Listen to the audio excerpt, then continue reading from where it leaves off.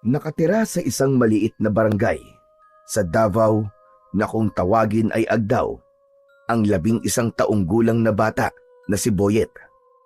Ang kanyang lolo Efren na isang kilalang albularyo, ang tanging kasama na lang niya sa buhay matapos na maghiwalay ang kanyang mga magulang nung siya ay 4 taong gulang pa lamang. Ganun pa man, kahit lumaking walang magulang, ay busog pa rin sa pagmamahal si Boyet mula sa kanyang lolo.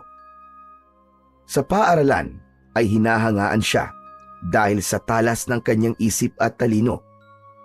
Madalas ay nasa lumang silid-aklatan siya at nagbabasa ng mga aklat. Pakiramdam kasi ni Boyet ay napupunta siya sa iba't ibang lugar at mundo sa tuwing nagbabasa siya ng mga kwento. Ngunit kung may isang bagay na hindi gusto ng marami kay Boyet, yun ay ang pagiging pilyo at makulit niya. Dala na rin ng kanyang pagiging bata, kaya naging ugali na niya ang pagiging matigas ang ulo at mapaglaro sa ibang tao, lalo na sa mga nakakatanda sa kanya. Tuwing walang pasok sa paaralan, madalas ay nasa gubat si Boyet at naninirador siya ng mga ibon. Bukod sa pagbabasa, ay yun ang isa sa mga paborito niyang gawin. Isang tanghali ng Sabado, hindi mapakali si Boyet sa loob ng kanilang munting kubo. Wala siyang pasok sa eskwela, kaya sabik siyang lumabas at maglaro. Bitbit niya ang kanyang paboritong tirador, habang palihim na nakatingin kay Lolo Efren na natutulog sa mahabang upuan sa labas ng kanilang kubo. Huminga ng malalim si Boyet at lumabas ng kubo. Ngunit hindi pa siya nakakalayo ay narinig na niya ang boses ng kanyang lolo. Gulat na napalingon si Boyet kay Lolo Efren. Mabilis niyang itinago sa likod ang tirador. Lolo, akala ko po tulog kayo. Ang akala ko rin ay tulog kang bata ka. Hindi ba sabi ko sa iyo matutulog ka sa tanghali para lumaki ka? Tatakasan mo na naman ako. Natulog na po ako, Lolo. Hindi niyo lang po nakita kasi tulog po kayo eh. Saan ka na naman papupunta ha? Maglalaro lang po kami ni Balong, Lo. Si Balong ang matalik na kaibigan ni Boyet. Pero kung si Boyet ay pilyo at mapusok, si Balong naman ay matatakotin. Kahit madalas silang magtalo ni Balong sa mga bagay na gustong subukan ni Boyet, ay nananatili pa rin ang kanilang pagkakaibigan. Bakit may dala ka na namang tirador? Anong tirador po, Lolo? Wala naman po akong dalang tirador ah. Iyang tinatago mo sa likod mo. Abay, akala mo hindi ko nakita yung tirador mo? Gusto mo bang pakuluan ko yan at ipainom ko sa iyo ang sabaw? Pwede naman, Lo. Basta samahan niyo po ng karne ng baboy at sampalok para sinigang na. Abat piloso po ka talaga, bata ka, no? Teka, baka na naman sa gubat ang punta nyo, ha? Sinabihan na kita, Boyet. Makinig ka sa akin. Nakikinig naman po ako sa inyo, Lolo Efren eh. Hindi naman po kasi ako bingi. Magkaibang nakikinig lang. Sa sumusunod, huwag kang pupunta sa gubat, Boyet. Marami doon nakatirang mga lamang lupa at engkanto. Hindi mo alam kung sino o ano mababangga mo ron. Nagkamot sa batok niya si Boyet. Opo, Lolo. Hindi po talaga ako sa gubat pupunta. Babalik din po ako mamaya. At bago pa siya muling mapigilan ni Lolo Efren, ay mabilis na siyang tumakbo palabas ng kanilang bakuran. Hoy, Boyet! Bumalik ka rito! Pampihira itong batang to. Hindi pa kita pinapayagang umalis eh! Pastilang ka talagang bata ka! Lo, hindi ko na po kayo marinig. Babalik din po ako agad. Hindi huminto sa pagtakbo si Boyet hanggang sa tuluyan na siyang makalayo kay Lolo Efren. Nang makasiguro siya na hindi na siya maaabutan ng lolo niya, ay saka lang siya huminto sa pagtakbo at naglakad na lang. Habang masayang naglalakad, ay nakita ni Boyet ang kaibigan niyang si Balong na nakaupo sa isang malaking bato. Nilalaro nito ang isang patpat habang tila may iniisip. Agad siyang lumapit dito nang may pilyong ngiti sa labi. Balong, tara sa gubat. Manirador tayo ng ibon. Ha? Ayoko nga. Hindi ba sabi ni Lolo Efren mo, bawal doon? Maraming engkanto sa kalamang luma sa gubat. Mamaya maengkanto pa tayong dalawa at hindi tayo makauwi. Ikaw na lang, Boyet. Napapailing si Boyet at tumawa ng bahagya. Nako, Balong. Naniniwala ka na naman kagad kay Lolo Efren eh. Ang tagal ko na nagpupunta sa gubat. Pero kahit na anino ng engkanto o mga laman lupa, aba, wala akong nakikita, no? Paano kung hindi na nagpapakita sa'yo? Baka isang araw niyan, bigla ka na lang kunin ng mga yon. Sige ka. Sus, natatakot ka lang eh. Palibasa, duwag ka. Duwag! Hoy, hindi Hindi ako duwag. Ang tapang-tapang ko kaya. O sige nga, kung hindi ka duwag, bakit ayaw mo sumama sa akin sa gubat? Kasi, baka pagalitan tayo ni Lolo Efren Hindi naman niya malalaman eh. Tara na, sumama ka na kasi. Ang dami mo pang arte. Tumingin si Balong sa malayo at tila nag-iisip ang bata kung ano ang dapat niyang gawin. Makalipas ang ilang sandali, ay marahan itong tumango at bumaba mula sa pagkakaupo sa malaking bato. Nagkibit balikat siya at bumuntong hininga.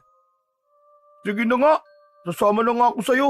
Pero saglit lang tayo, Boyet Ayokong abutan tayo ng gabi dun at mapapagalitan ako ng nanay ko.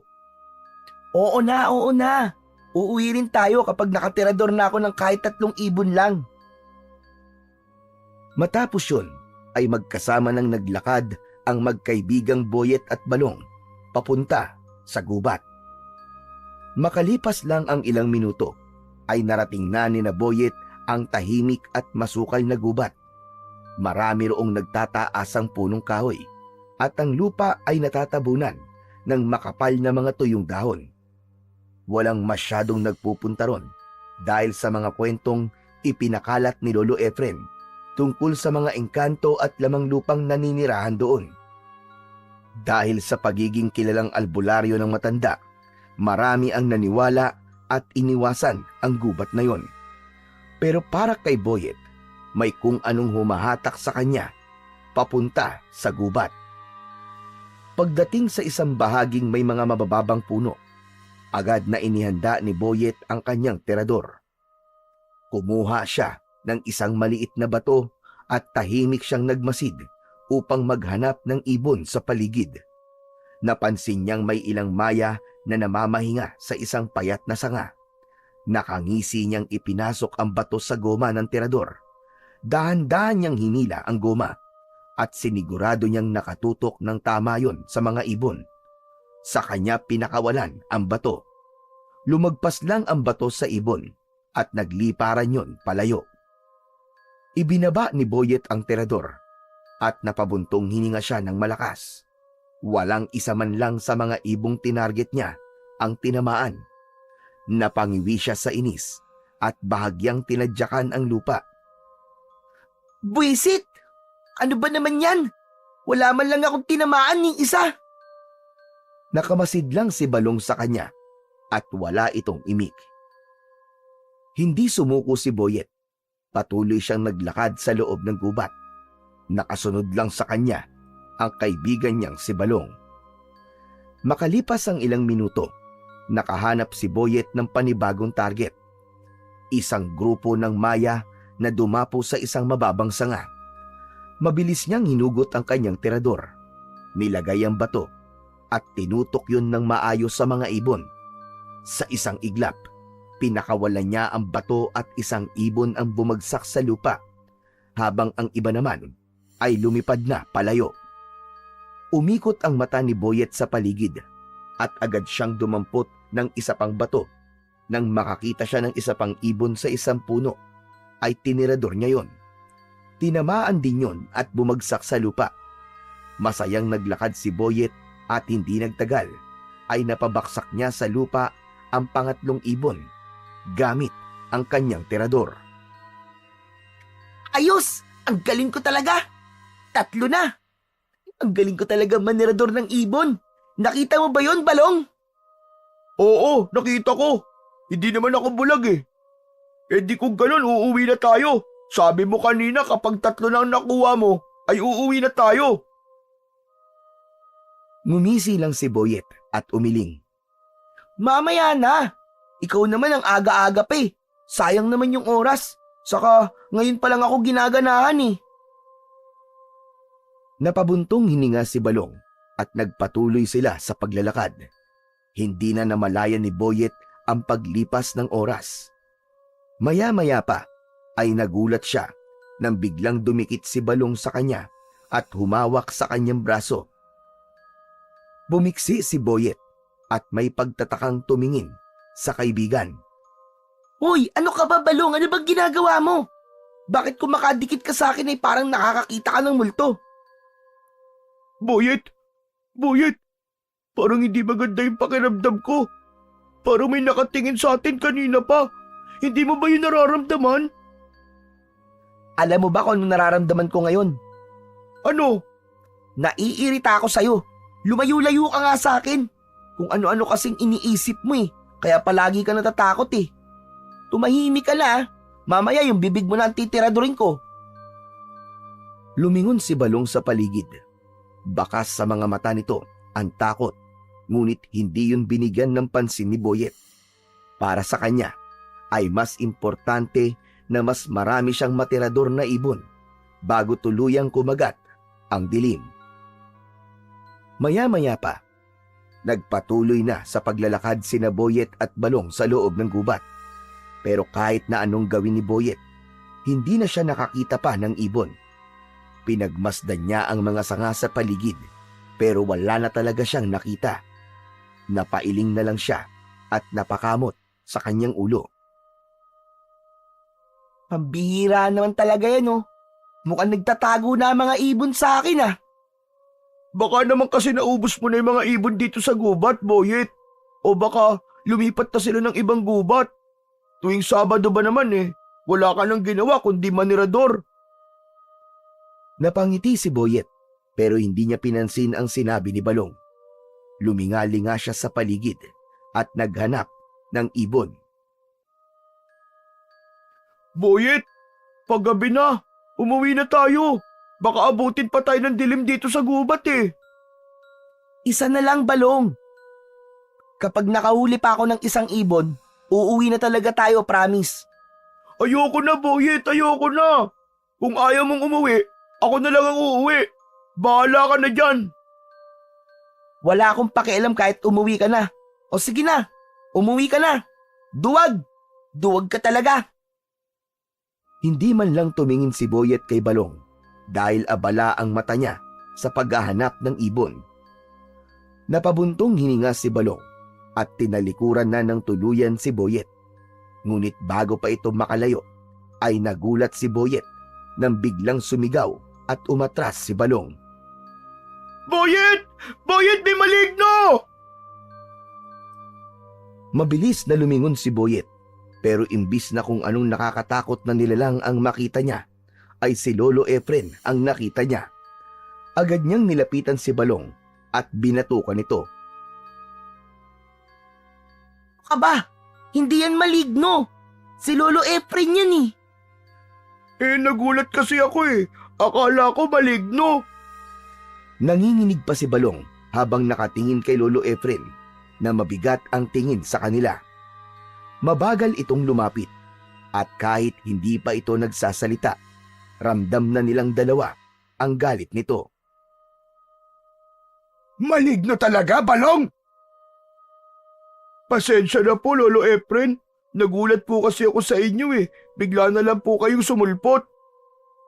Tumingin si Lolo Efren kay Boyet at umiling. Sabi ko na nga ba't dito ang punta mo, Boyet? Hindi ako nagkamali ng hinala. Ang titigas talaga ng ulo nyo. Hindi ba sinabi ko na huwag kayong pupunta rito sa gubat? Paulit-ulit ko nang ipinaliwanag sa inyo na delikado ang lugar na ito. Pero Lolo, wala naman pong engkanto rito eh. Matagal na po ako nagpupunta dito sa gubat pero wala naman po ako nakikitang kung ano man. Tama na yan! Tama na! Sumasagot ka pa! Umuwi na kayo! Ngayon din!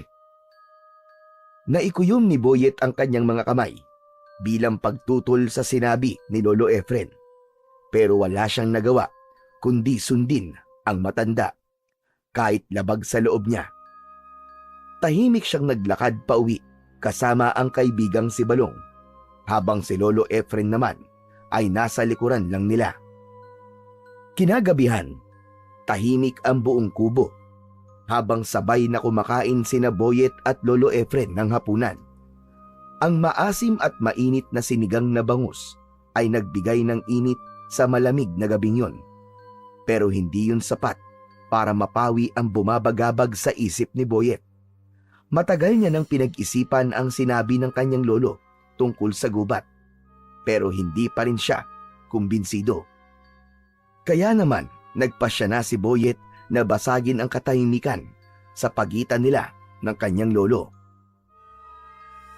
Lolo, paano niyo po nalaman na maraming engkanto at lamang lupa po dun sa gubat? Bakit mo naman tinatanong?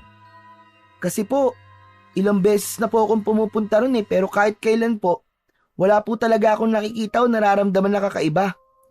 Kung talagang may lamang lupa o engkanto po dun, bakit hindi ko po sila nakikita? Kahit isang beses man lang. Hindi agad sumagot si Lolo Efren. Kumuha ito ng isang piraso ng bangus at nilagyan ng konting sabaw ang kanin bago sumubo. Napabuntong hininga si Lolo Efren at saka tumingin kay Boyet. Ayoko na magpaliwanag pa, Boyet. Pero tandaan mo, hindi basta-basta nagpapakita ang mga yon. Hindi mo alam kung kailan mo sila matatapakan o masasaktan nang hindi mo sinasadya. At kapag nangyari yon, sigurado kung may masamang mangyayari sa'yo. Yun ang iniiwasan kong mangyari. Dahil may mga lamang lupa na malupit kapag nagparusa at hindi kaya ng kaalaman ko sa panggagamot. Pero lolo, paano niyo po nalaman na may mga ganun nga sa gubat? May nakita na po ba kayong engkanto o kaya ay lamang lupa doon? Hindi na mahalaga kung paano ko nalaman. Ang mahalaga, sundin mo ang sinasabi ko sa'yo. Huwag ka nang babalik sa gubat na yon kahit kailan. Alam ni Boyet na hindi na niya mapipilit pa ang kanyang lolo. Tumango na lang siya at nagpanggap na sang-ayon sa sinabi nito. Opo lolo, hindi na po ako babalik sa gubat. Promise. Aasahan ko ang pangako mong yan, Boyet. O sige na, tapusin mo na yung pagkain mo at pagkatapos maghugas ka na ng pinagkainan natin. Ipinagpatuloy ni Boyet ang pagkain, ngunit sa isipan niya ay alam niya na hindi pa rin siya hihinto sa pagpunta sa gubat dahil dun lamang niya pwedeng gawin ang pagtirador sa mga ibon. Sa kabila ng pangako ni Boyet na hindi na babalik sa gubat, ay patuloy pa rin siya sa pagpunta ron tuwing wala siyang pasok sa eskwelahan. Mas naging maingat siya at siniguro niya na sa tuwing magtutungo siya ron ay hindi malalaman ni Lolo Efren. Itinago na rin niya ang kanyang tirador sa likod ng kanilang lumang aparador upang maiwasan ang posibilidad na sirain o itapon yun ng kanyang lolo. Sa bawat pagpasok ni Boyet sa gubat, isang hindi maipaliwanag na pakiramdam ang palaging bumabalot sa kanya. Para bang hinihila siya ng kagubatan at tinatawag siya upang manatili roon. At sa tuwing naroroon siya, gumagaan ang kanyang pakiramdam. Isang bagay na hindi niya maipaliwanag. Isang linggo ng umaga, gaya ng inaasahan, dagsa ang mga tao sa bahay ni Boyet upang magpagamot kay Lolo Efren. Dahil sa malamig na panahon, marami sa taga-barangay nila ang nilagnat at inuubo. Kaya abala ang matanda sa paghahanda ng mga halamang gamot at pagbibigay ng lunas sa mga taong may sakit. Habang walang nakatingin, mabilis na kinuha ni Boyet ang kanyang tirador mula sa pinagtaguan niya sa likod ng lumang aparador. Maingat siyang lumabas ng bahay at siniguro niyang hindi siya mapapansin ni Lolo Efren. Nang sandaling makarating na siya sa gubat, ay may bumalot na kasabikan sa kanya. Agad na sinimulan ni Boyet ang paninirador ng mga ibon. Sinipat niya ang una niyang target na isang maya na nakadapo sa isang sanga. Iniangat niya ang kanyang tirador. Inasinta ang ibon at pinalipad ang bato. Ngunit bago pa man tumama ang bato, ay lumipad ang ibon palayo na para bang naramdaman nun ang paparating na panganib. Ano ba yan? Ang malas naman! Nakalipad kagad yung ibon! Muling naghanap ng ibang target si Boyet. May nakita siyang isa pang ibon, isang pipit na nasa isang mababang sanga. Inulit niya ang proseso at siniguro niyang tatamaan na niya yon. Ngunit muli, bago pa man lumapat ang bato sa kanyang target na pipit, mabilis na lumipad yon papalayo. Paulit-ulit yung nangyari. Parang may hindi nakakakitang puwersang humahadlang upang walang matamaan na ibon si Boyet. Napansin din niyang masyadong mailap ang mga ibon ng araw na yon, higit sa dati. Nagsimulang maglakad si Boyet at patuloy na naghanap ng ibon. Ngunit habang tumatagal ay bumibigat ang pakiramdam niya. Para bang may nagmamasid sa kanya mula sa kung saan. Isang presensyang hindi niya maipaliwanag kung ano. Hindi pa rin sumuko si Boyet. Nang may nakita siyang ibon ay tinirador niya yon. Ngunit gaya ng dati ay hindi na naman yun tinamaan. Ano ba yan? Bakit ayaw niyong magpatama sa tirador ko?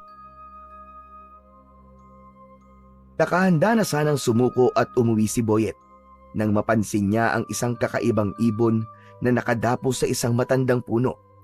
Ang mga balahibo nun ay tila kumikinang sa ilalim ng sikat ng araw na may kulay na hindi niya mawari kung itim ba o asul. Mabilis niyang inihanda ang kanyang tirador. Sinipat niyang maigi ang ibon at pinakawalan ang bato. Ngunit nagulat siya dahil hindi gumalaw ang ibon at hindi yun tinamaan ng kanyang bato. Muling sinubukan ni Boyet na tiradorin ang kakaibang ibon.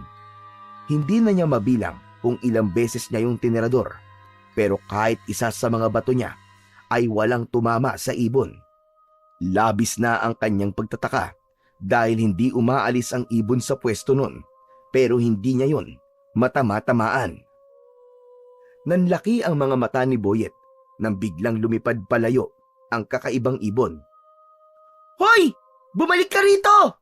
Hindi ka makakatakas sa akin! Hinabol ni Boyet ang ibon at tumakbo siya ng mabilis. Wala na sa dinadaanan niya ang kanyang paningin. Ang mga mata niya ay nakatuon lamang sa lumilipad na kakaibang ibon. Kaya naman hindi niya napansin ang isang nakaumbok na lupa sa kanyang daraanan. Natalisod si Boyet sa nakaumbok na lupa. Nawalan siya ng balanse at padapa siyang natumba sa lupa. Agad niyang iniangat ang paningin niya upang hanapin ang kakaibang ibon, pero hindi na niya yon nakita pa. Wala na siyang ideya kung saan yun nagpunta o nagtago. Napuno ng galit si Boyet. Tumayo siya at napatingin sa nakaumbok na lupang nakatisod sa kanya. Dahil sa matinding inis na hindi niya natirador ang kakaibang ibon, ay ibinaling niya ang galit sa nakaumbok na lupa. Buwisit ka! Buwisit ka! Ikaw ang may kasalanan kung bakit nawala yung ibon na yon. Ang dapat sa'yo, sirain! Malakas na sumigaw si Boyet habang paulit-ulit na sinisipa ang nakaumbok na lupa. Sa bawat sipa niya ay unti-unti yung nasisira. Nadurog ang lupa at kumalat yon sa kung saan-saan. Humihingal si Boyet nang tumigil siya. Nagawa niyang gibain ang nakaumbok na lupa sa pamamagitan lang ng paulit-ulit na pagsipa roon. Kahit paano ay nabawasan ang pagkainis niya sa kanyang ginawa. Sa pagkakataon na yon, inisip niya na hindi para sa kanya ang araw na yon. Kaya nagdesisyon na siyang umalis sa gubat. nagsimula na siyang maglakad pabalik sa kanilang bahay bago pa malaman ni Lolo Efren na wala siya roon. Habang naglalakad si Boyet papauwi sa kanilang bahay, ay nakabusangot ang kanyang muka. Hindi niya maalis sa isip niya ang kakaibang ibong yon na nakawala dahil sa pagkatalisod niya sa nakaumbok na lupa. Nang makarating si Boyet sa kubo nila, ay napansin niyang kakaunti na lamang ang mga tao sa labas na naghihintay para magamot ni Lolo Efren. Kanina, bago siya umalis, ay halos mapuno ang harapan ng bahay nila ng may mga sakit. Bagsak ang balikat na pumasok si Boyet sa kanilang kubo. Naamoy niya ang halimuyak ng mga pinatuyong dahon at langis na madalas gamitin ni Lolo Efren sa panggagamot. Nakaupo ang matanda sa harapan ng isang lalaki na may nakabalot na kumot sa katawan. Napansin ni Lolo Efren ang pagdating ni Boyet. Saglit siya nitong tinapunan ng tingin bago bumalik sa ginagawa. Boyet! Saan ka galing at puro lupa yung mga paa mo? Lolo Efren, naglaro lang po kami ni Balong ng sipaan ng bola. Natapilok po ako sa putikan kaya ito po, nadumihan po ang paa ko. Mag-iingat ka kasi kapag naglalaro ka. Baka mamaya ay madulas ka ng tuluyan. Baka magkasugat ka o mabalian ka pa. Hugasan mo na yung paa mo bago ka maglakad-lakad dito sa loob ng bahay. Sige po, Lolo. Agad na lumabas ng bahay si Boyet at dumiretso sa likod ng kubo kung saan meron doong maliit na balon. Kinuha niya ang pansalok ng tubig sa balon at kumuha siya ng tubig.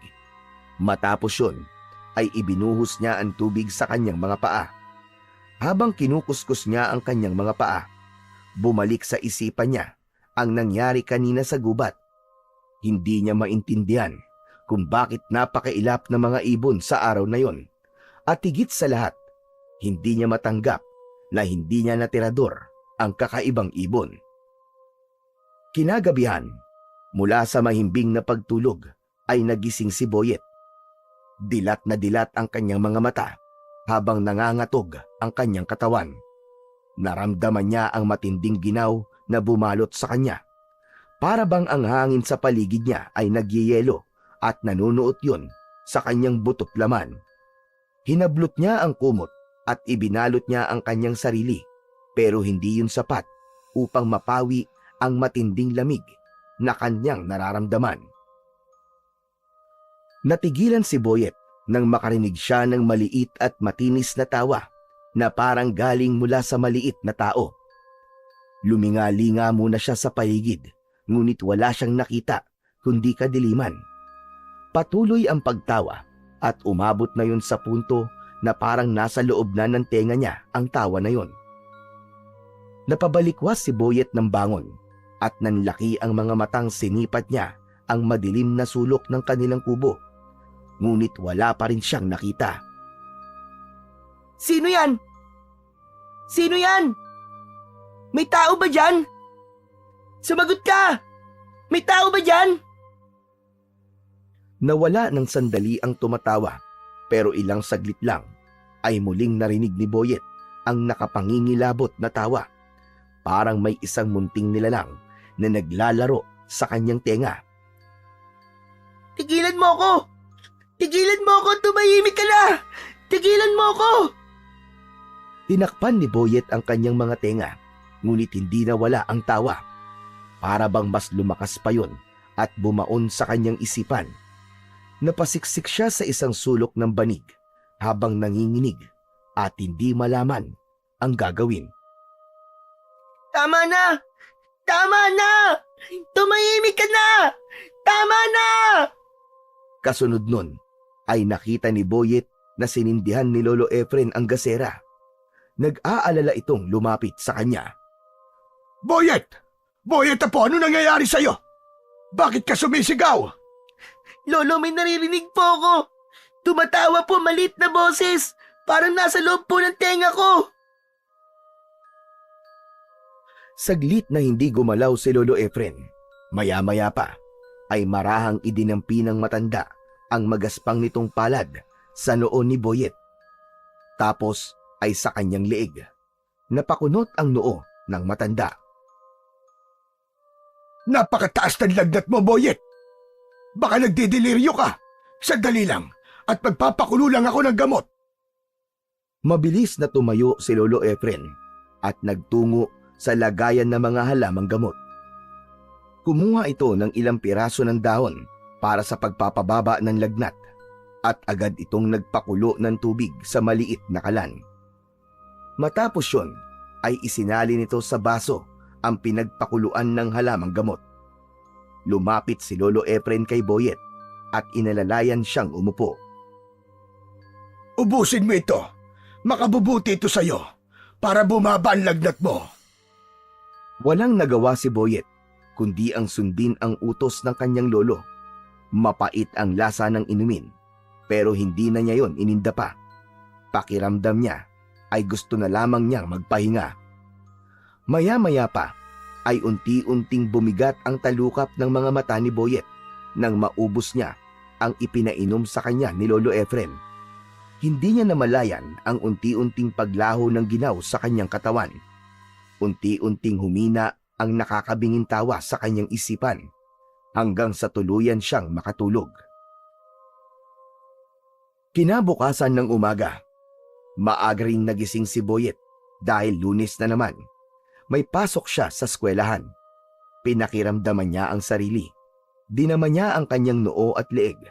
Napangiti siya dahil hindi na siya mainit at napatunayan niya na epektibo talaga ang mga halamang gamot ng kanyang Lolo Efren. Inalis na ni Boyet ang kumot na nakabalot sa kanyang katawan. Ngunit natigilan siya nang makita niya na namamaga ang kanyang mga paa at naging doble ang laki nun. Gumapang ang takot sa buo niyang katawan hanggang sa kumawala sa lalamunan niya ang isang malakas na sigaw. Lolo! Lolo! Lolo, tulungan mo ako, Lolo! Hindi nagtagal ay humahangos na pumasok si Lolo Efren sa kubo. Dumiretso ito sa maliit nilang kwarto. Ano ba nangyari sa'yo, Boyet? Aba, Diyos ko! Ano nangyari sa mga paa mo? Bakit parang paa na yan ng higante? Hindi ko rin po alam, Lolo. Pagising ko po ganyan na yan eh. Lolo, tulungan niyo po ako. Tulungan niyo ako, Lolo. Lumapit si Lolo Efren at tinignan nito ang malaking paa ni Boyet. Maingat nitong hinawakan ang paa niya, sabay tingin sa kanya. Masakit ba, Boyet? Hindi naman po, Lolo, pero anong gagawin natin? Baka po hindi na gumaling ang paa ko. Paano po ako makakapasok sa school? Hindi na po magkakasya ang tsinelas ko. Huwag kang matakot, Boyet. Ako bahala sa'yo. Papagalingin ko ang paa mo at sisiguraduhin kong babalik yan sa dati. Kumalma ka lang. Sa kabila ng sinabi ni Lolo Efren, hindi pa rin nawala ang pag-aalala at takot ni Boyet. Halos hindi niya matignan ang kanyang kanang paa dahil sa hindi pangkaraniwang laki nun. Habang kumakain ng almusal sina Boyet at Lolo Efren sa isang maliit nilang hapag, ay halos hindi magalaw ni Boyet ang pagkain. Maya-maya pa ay may narinig silang pagkatok sa pinto na sinundan ng malakas na boses ni Balong. Boyet! Boyet, tara na! Malilate na tayo sa school! Boyet! Napatayo si Boyet at mabilis siyang nagtungo sa kwarto. Ibinalot niya ang sarili sa kumot. Mula roon ay napatingin si Lolo Efren. Napailing ito at saka tumayo upang pagbuksan ng pinto si Balong. Mula sa kwarto ay dinig ni Boyet ang pag-uusap ni na Lolo Efren at Balong. Lolo, asa na po si Boyet? Malilate na po kami. Balong, hindi makakapasok si Boyet ngayon. May sakit siya. Ha? Ano po sakit niya, Lolo Efren? Basta, may sakit siya. Pakisabi na lang sa guro nyo na hindi siya makakapasok ngayon hanggang bukas. Ganun po ba? O sige po, Lolo, sasabihin ko po. Pakisabi rin po kay Boyet na magpagaling siya, ha? Matapos yon ay umalis na si Balong. Marahan namang inalis ni Boyet ang kumot at lumabas sa kwarto. Bumalik siya sa pagkakaupo sa hapag. Salamat po, Lolo Efren ha. Butit hindi niyo po sinabi kay Balong na lumaki ang isa kong paa. Kilala ko si Balong. Kapag nakita niya yung paa mo, Jack, pagtatawanan ka lang nun. Kaya kumain ka na dyan at pagkatapos gagamutin ko na yung paa mo. Pakiramdam ni Boyet ay bahagyang gumaan ang kanyang loob. Ngunit hindi pa rin nawala ang pag-aalala niya kung kaya ba talagang mapagaling ng kanyang lolo ang paa niya. Matapos mag-almusal, ay kagad na inihanda ni Lolo Efren ang mga gamit para sa paggagamot sa malaking paa ni Boyet. Kumuha ito ng isang bote ng langis na panggamot at marahang ipinahid yun sa paa niya. Pagkatapos ay kumuha si Lolo Efren ng isang palanggana at pinunuyo ng malinis sa tubig. Umupo ito sa harapan ng palanggana, ipinikit ang mga mata at marahang nagdasal. Tahimik lang na nakatingin si Boyet habang ginagawa yon ng kanyang lolo. Maya-maya pa ay kinuha ni Lolo Efren ang kandila sa altar. Sinindihan nito yon at hinayaan itong tumulo ang natutunaw na parte ng kandila sa tubig. Tumitig si Boyet sa palanggana at napansin niyang may nabubuong imahe sa ibabaw ng tubig. Isang maliit na hugis na nakaumbok na lupa. Kinuha ni Lolo Efren ang nabuo mula sa tulo ng kandila at tinignan yon ng mabuti. Pagkatapos ay hinarap nito si Boyet. May natapakan ka bang punso, Boyet? Ha? Ano po yung punso? Ang punso ay isang lupang nakaumbok. Madalas, tirahan yun ng mga duwende o nuno sa punso. Kapag may taong nagpakita ng kawalang galang sa kanilang tahanan, maaaring magalit sila at parusahan ng sino mang gumawa ng kasalanan sa kanila.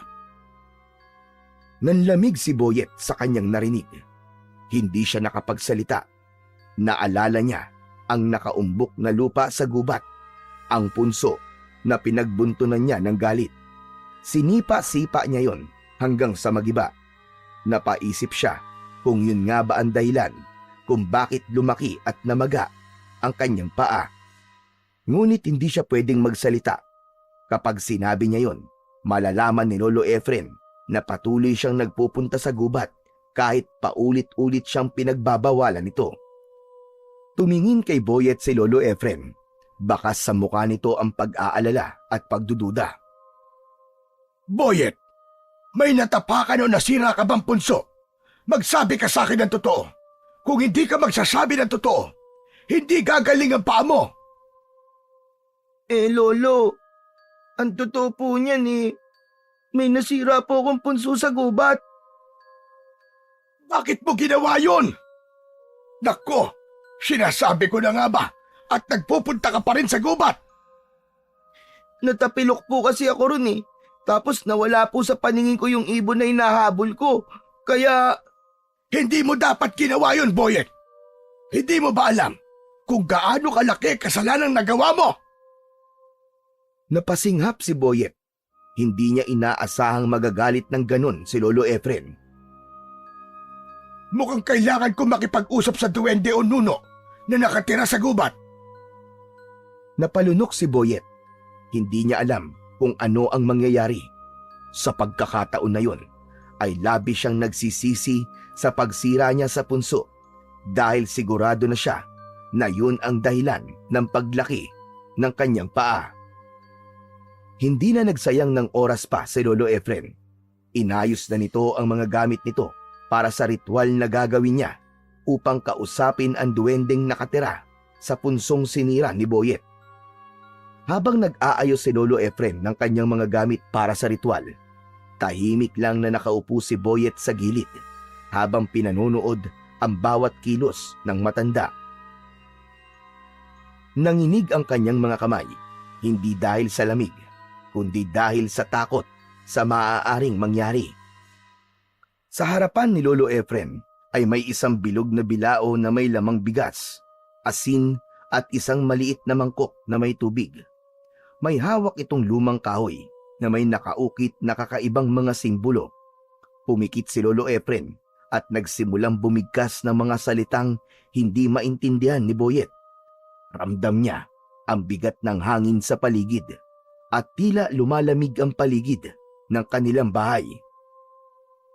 Maya-maya pa, hinawakan ni Lolo Efren ang mangkok sa tubig at sinimulang paikutin yun sa ibabaw ng bilao. Napailing si Lolo Efren habang dahan-dahang iminulat ang kanyang mga mata. Tama nga ang hinala ko. Bakit po, Lolo? Ano pong nakita nyo? May nakatirangan diwende sa punso na sinira mo. Isang duwendeng puti at ang pangalan niya ay Uyugan. Ano po? Uyugan? Nakausap ko na siya at may kondisyon siya para mapatawad ka at bawiin niya ang parusang ibinigay niya sa'yo. Ano po yung gusto niyang gawin ko? Kailangan mo magpunta sa punso nang mag-isa ka lang at kailangan mong humingi ng paumanhin kay Uyugan. Ano po? Ano pong ibig niyo sabihin, Lolo? Ako lang? Ako lang po mag-isa? Oo, at kailangan mong gawin yon sa kabilugan ng buwan. Teka, hindi ko po kaya yun, Lolo. Paano po kung may gawin po siya sa akin? Hinawakan siya sa balikat ni Lolo Efren. Naiintindihan kita, Apo. Kung ako lang ang masusunod, hindi kita hahayaang magpunta sa gubat na mag-isa, lalo na kung gabi. Pero wala tayong magagawa. Kung hindi mo gagawin ang gusto ni Uyugan, hindi nagagaling ang paa mo at habang buhay mo yang dadalhin. Tamang-tama, Boyet. Bilog ang buwan mamayang gabi.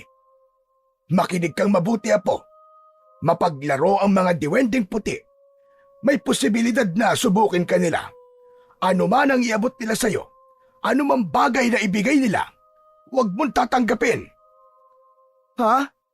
Bakit po? Dahil nga mapaglaro sila. Basta, gawin mo na lang ang sinasabi ko sa'yo. Lalong nanghina si Boyet. Alam niyang wala na siyang magagawa kundi gawin ang gusto ng diwende dahil kung hindi, baka habang buhay na siyang may malaking paa.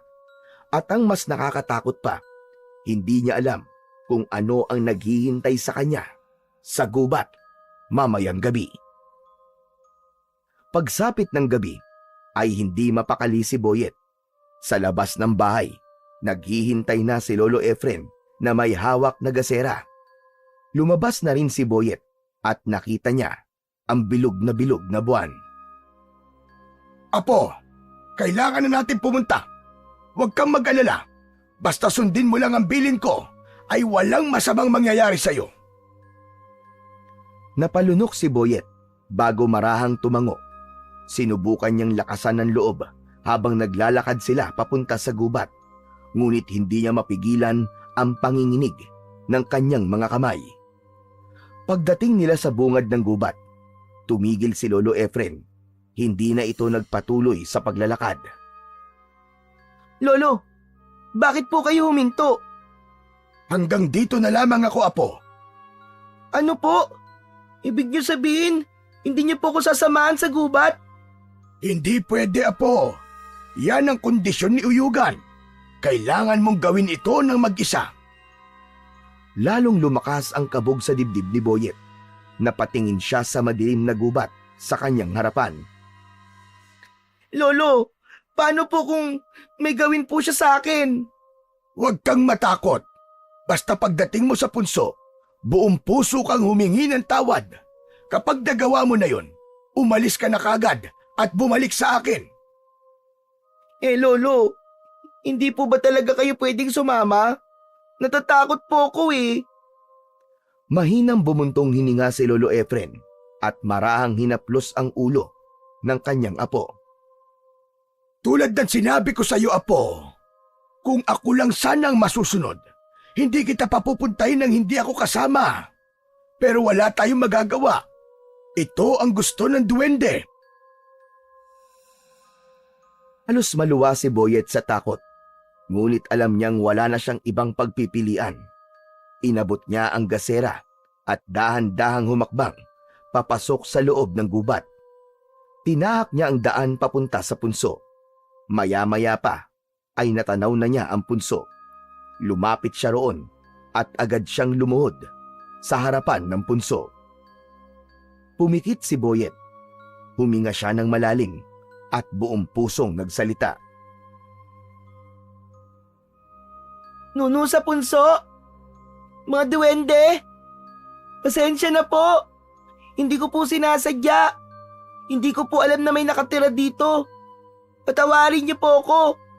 Alisin niyo na po ang parusa niyo sa akin! Ibalik niyo na po sa dati ang paa ko! At nangangako po ako na hindi ko na po uulitin! Habang nakaluhod si Boyet, ay may naramdaman siyang malamig na hangin na tila humaplos sa kanyang buhok. Napatingin siya sa punso at napansin niya ang isang nagliliwanag na bagay sa mismong gitna nun. Para yung maliit na bato na kumikislap sa ilalim ng lupa. Hindi niya maipaliwanag kung bakit, ngunit hindi niya napigilang abutin ito. Dahan-dahan siyang nagukay gamit ang kanyang mga kamay. Marahan niyang tinanggal ang lupa sa paligid ng nagliliwanag na bagay. Pero kahit na anong hukay niya, hindi niya yun mahawakan. Para bang nasa harapan lang niya, ngunit hindi niya yun makuha-kuha. Napakunot ang noon ni Boyet at naghukay pa siya ng mas malalim. Ngunit sa halip na mahawakan ng bagay, bigla siyang kinilibutan nang makarinig ng isang malutong ngunit maliit na tawa mula sa kanyang harapan. Napapitlag siya at napaupo sa lupa. Sa harapan niya ay nakatayo ang isang maliit na nilalang, isang diwende. Ang diwende ay may taas na hindi lalagpas sa isang talampakan. May mahaba at puting balbas ito at ang katawan nito ay balingkinitan. Ang mga mata nito ay kulay ginto na parang kumikislap sa dilim. Anong hinuhukay mo dyan? Batang makulit? Nanlaki ang mga mata ni Boyet at mabilis na umatras palayo sa punso. Ah! Sino ka? Sino ka? Muling tumawa ang duwende. Inilagay nito ang maliit na kamay sa likod na tila isang matandang nagmamasid sa isang pilyong bata. Ikaw to gumuhukay sa punso ko. Pero ako tinatanong mo kung sino ko? Teka, ikaw ba si Uyugan? Aba, kilala mo pala ako. Ikaw siguro ang batang sumira sa bahay ko, no? Pasensya na po. Hindi ko po sinasadya. Hindi ko po alam na may nakatira pala dito. Ngunit hindi pinansin ni Uyugan ang kanyang paghingi ng tawad. Sa halip, tumingin ito sa punso at muling tumawa ng mahina. Sabihin mo nga bata, ano bang hinuhukay mo riyan? Kasi may nakikita po akong ilaw sa ilalim ng punso. Parang isang maliit na bato na nagliliwanag. Ano? Nakikita mo ang liwanag sa aking punso? Opo, nakikita ko nga po. Muling napatingin ang diwende sa punso. Saka bumalik ang tingin nito kay Boyet na may halong pagtataka. Pambihira! Hindi maaaring makita yun ng basta-bastang tao. Kung nakikita mo ang mutya ng punso, ibig sabihin, ikaw ang karapat-dapat na magmay-ari nito. Ano? Ano pong ibig niyong sabihin? Wala na. Wala na akong magagawa. Maswerte ka.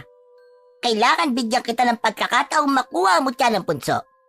Ngunit, hindi ko ito ibibigay basta-basta sa'yo ng ganong kadali.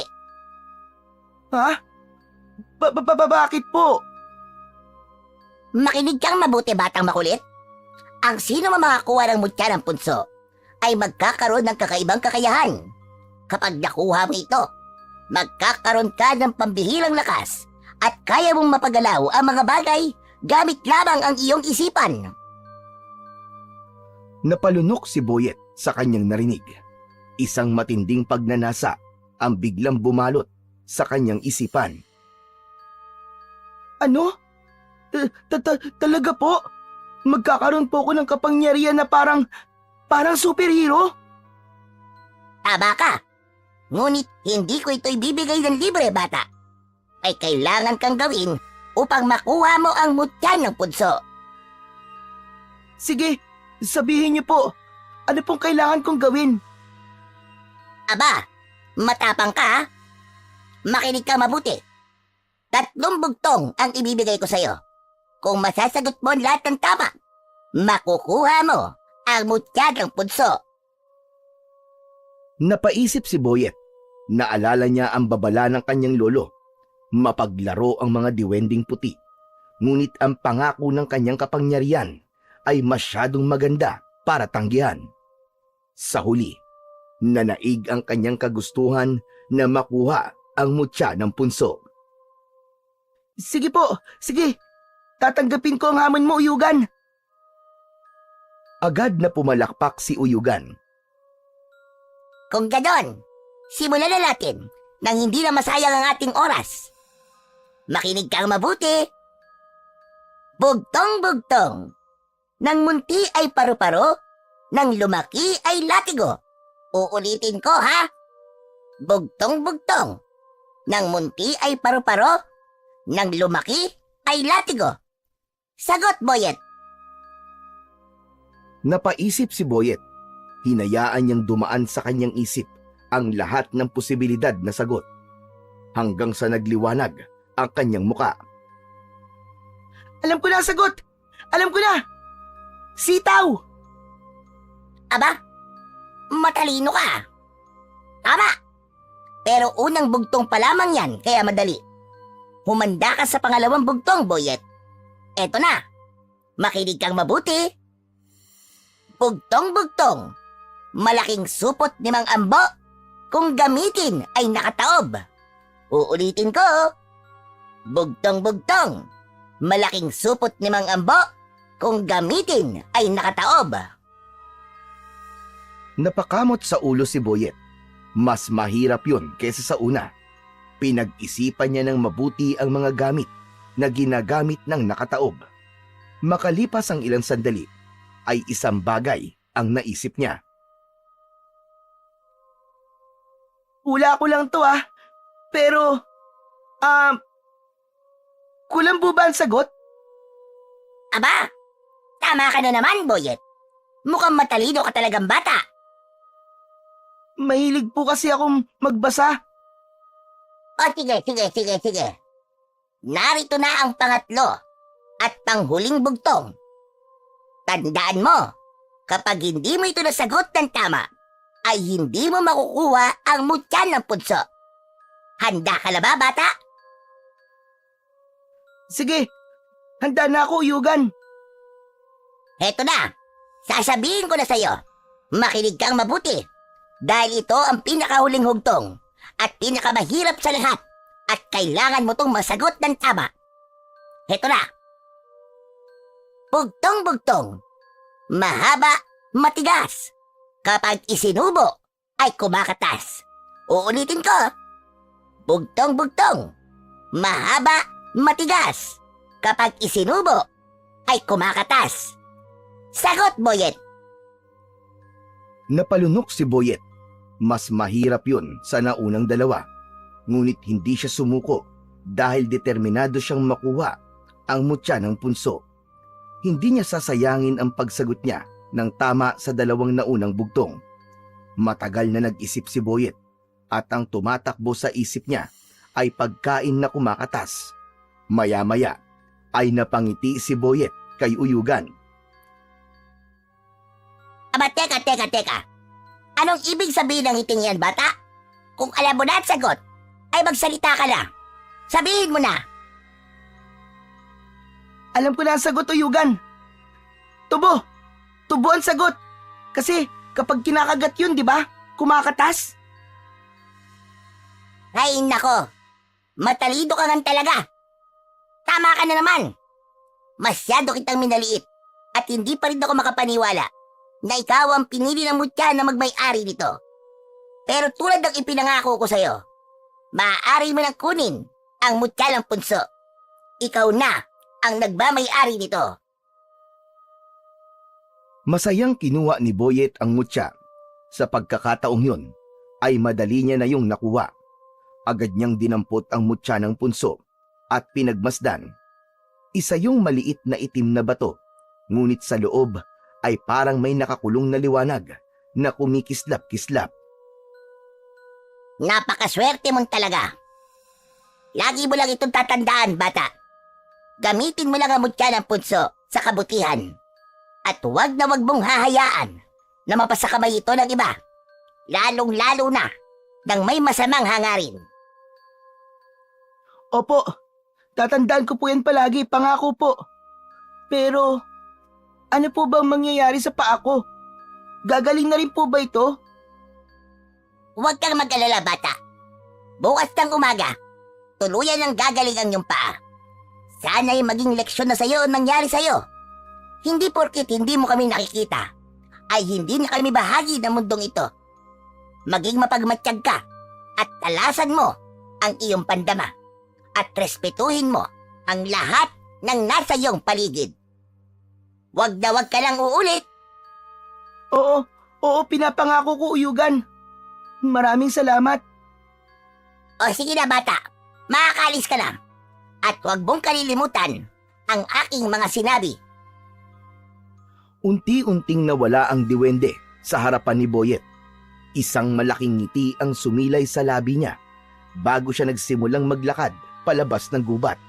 Nadala ang mutya ng punso. Makalipas ang ilang minuto ng paglalakad, ay natanaw na ni Boyet si Lolo Efren sa hindi kalayuan. Medyo binilisan niya ang pagakbang at kahit nahihirapan siyang maglakad dahil sa malaki niyang paa, nang makalapit siya sa lolo niya, ay agad na bumakas ang pag-aalala sa mukha nito. Bakit ang tagal mo makabalik, Boyet? Kanina pa ako nag-aalala sa'yo. Pasensya na po, Lolo. Medyo naligaw po kasi ako eh. Ganun ba? O siya, hayaan mo na. Ang mahalaga ay nakabalik ka ng maayos. Nakahingi ka ba ng tawad sa punso? Opo, sinabi ko po na hindi ko po sinasadya. Sana po gumaling na po ang paa ko. Wala na tayong magagawa kundi ang maghintay. Kapag nagising kang magaling na ang paa mo, ibig sabihin, tinanggap nila ang paghingi mo ng tawad. Tahimik na tumango si Boyet. Ramdam niya pa rin ang bigat ng mutya sa kanyang bulsa. Pero hindi niya sinabi sa lolo niya ang tungkol doon. Tara na po, Lolo. Umuwi na po tayo. Medyo napagod po ako eh. Oo nga, sige na. Para makapagpahinga na rin tayo. Sabay silang naglakad palayo sa gubat. Hindi na lumingon si Boyet, pero ramdam niya pa rin ang presensya ng mahiwagang lugar sa kanilang likuran. At ang bigat ng responsibilidad na kaakibat ng mutya ng punso na ngayon ay nasa kanyang mga kamay na. Maagang nagising si Boyet kinabukasan. Pagmulat ng kanyang mga mata, agad niyang naalala ang nangyari kagabi. Ang punso, ang diwending si Uyugan, at ang mutya. Napabangon siya bigla at napatingin sa kanyang paa. Namilog ang mga mata niya dahil bumalik na sa normal ang kanyang paa. Napangiti siya ng malawak at tumalon siya mula sa papag sa labis na saya. Kinuha ni Boyet ang mutya sa kanyang bulsa at pinagmasdan yun ng maigi. Naghanap siya ng lumang pisi sa baul at maingat na itinali ang mutya gamit ang pisi. Nang matapos, agad niya yung isinabit sa kanyang leeg.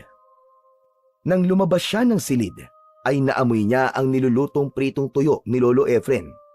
Nang dumulog siya sa hapag, ay naghanda na si Lolo Efren ng almusal. Lolo! Tignan niyo po oh! Magaling na po ang paa ko! Bumalik na po sa normal! Aba, oo nga no. Salamat naman at tinanggap ng duwende ang paghingi mo ng tawad. Makapapasok ka na rin sa paaralan bukas. Kaya nga po, Lolo eh. Mabuti na lang at bilog po ang buwan kagabi kasi kung hindi, baka maghintay pa po tayo na matagal bago gumaling ang paa ko. Magsasalita pa sana si Lolo Efren, pero napansin ni Boyet na bigla itong natigilan. Bahagyang nanlaki ang mga mata nito Boyet, ano yung suot mo sa leeg mo? Saan mo nakuha yan? Ito po ba? Napulot ko lang po kagabi sa gubat. Ang ganda po kasi kaya ginawa ko pong kwintas. Hindi kumibo si Lolo Efren. Tinitigan lang siya nito ng matalim na waring sinusuri kung nagsasabi ba siya ng totoo o hindi. Maya-maya pa, bumuntong hininga ang matanda at mas lalong tumilim ang titig sa kanyang apo. Magsabi ka ng totoo, Boyet. Ibinigay ba yan sa'yo ng duwende? O ng kahit na anong lamang lupa kagabi nung nagpunta ka sa gubat? Napalunok si Boyet. Alam niyang hindi siya makakalusot sa lolo niya. Sa huli, tumango siya at nagdesisyon na sabihin ang totoo. Opo, Lolo. Si Uyugan po ang nagbigay po sa akin ito. Ano ba't sinabi ko sa'yo, Boyet? Huwag kang tatanggap ng kahit na ano mula sa duwende o sa kahit na anong lamang lupa sa gubat. Pero wala naman po masamang nangyari sa akin, Lolo eh.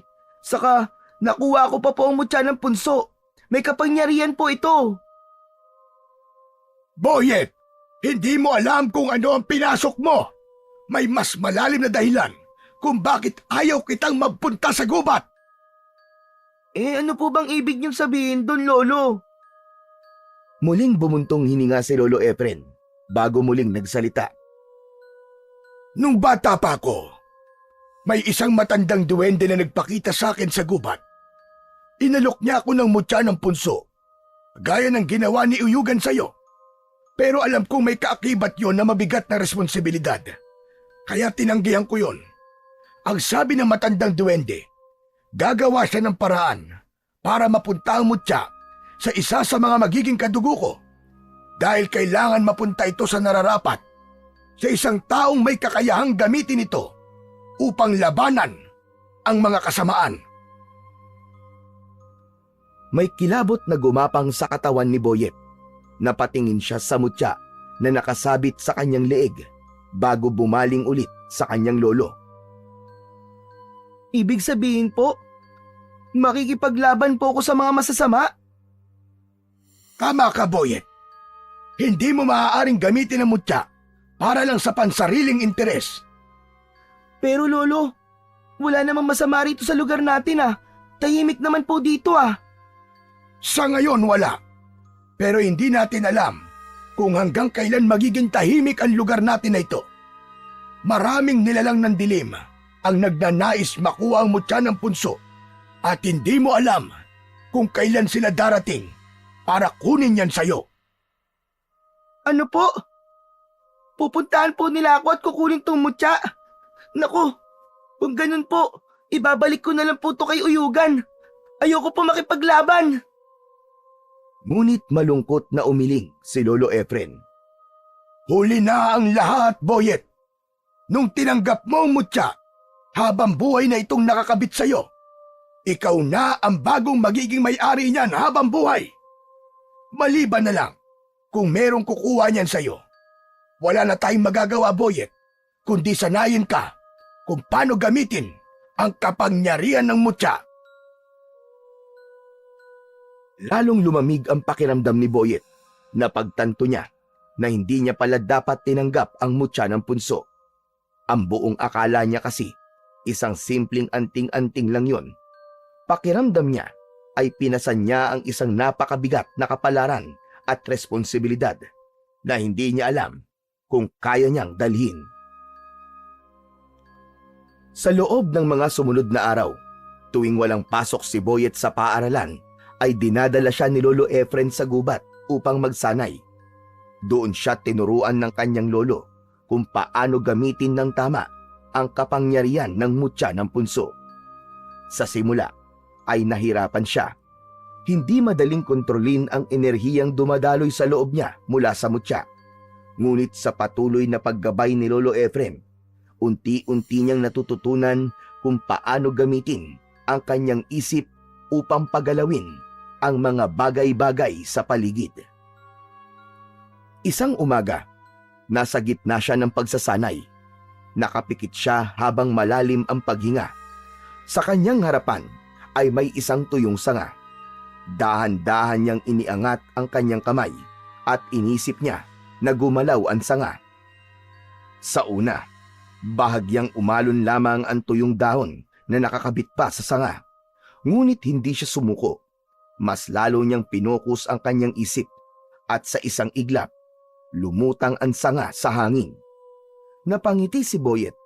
Hindi siya makapaniwala sa kanyang nagawa. Lolo, napalutang ko na po yung sanga. Magaling, Boyet. Napakabilis mo matuto. Ipagpatuloy mo lang yan. Biglang lumakas ang ihip ng hangin. Naramdaman ni Boyet ang kakaibang enerhiya sa paligid na para bang may nakamasid sa kanila. Hanggang sa lumitaw si Uyugan sa kanilang harapan. Nakangiti itong nakatayo habang pumapalakpak. Magaling, magaling, magaling. Hindi nga nagkamali ang mutya sa pagpili sa'yo, Boyet. Ang bilis mong natutunang gamitin ang kapangyarihan nito. Mabilis na lumapit si Lolo Efren at hinarap si Uyugan. Hindi mo na dapat ibinigay ang mutya sa kanya, Uyugan. Napakabata pa ni Boyet para sa ganitong kabigat na responsibilidad. Kung tinanggap mo lang sana ang mutya noon, Efren, nung ibigay sa ito ng aking lolo, ay hindi sana ito napunta sa iyong apo. Isa pa, hindi sa edad na susukat ang pagiging tagapagtanggol. Balang araw, pasasalamatan niyo rin ako at ang mutya ng punso. At bago pa sila makasagot, isang malakas na ihip ng hangin na parang ipo-ipo ang bumalot kay Uyugan at sa isang iglap ay nawala ito na parang bula. Nanatiling nakatayo si Boyet at Lolo Efren sa gitna ng gubat. Napatingin si Boyet sa mutyang nakasabit sa kanyang leeg.